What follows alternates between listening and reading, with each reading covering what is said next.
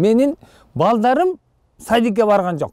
Анткени себеби садик жок. Эми менин неберелерим да бара элек да.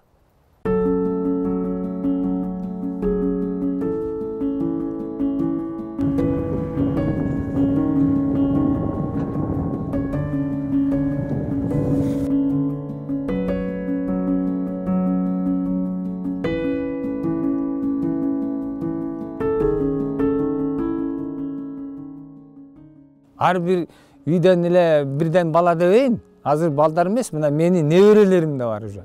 Мен 8 неберем бар. Ошондо канча киши көбөйүп кетти.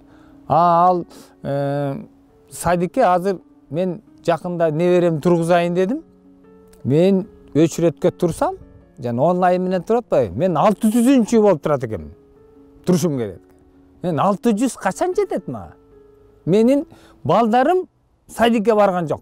Анткени себеби садик жок. Эми менин неберелерим да бара элек да.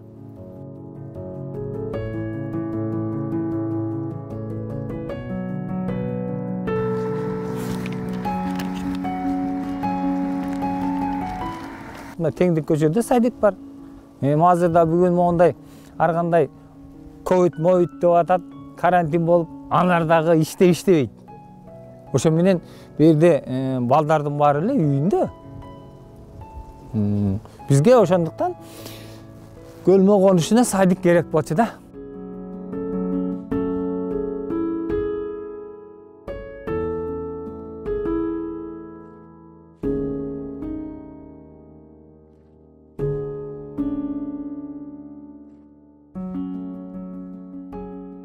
Малабеков деген бир аксакал киши ушу жерди 49 жылга тиги Николай Тагаевдин малында алган. 49 жылга алып алганда, мына ошо ойдон же муну өздөштүрбөйт, же эчтеке кылбайт, мына ошо ойдон турат. Мына ал кишинин көзү өттү, андан кийин баласы, дагы бир баласынын көзү өтүп кетти ошо жерде жүрүп эле.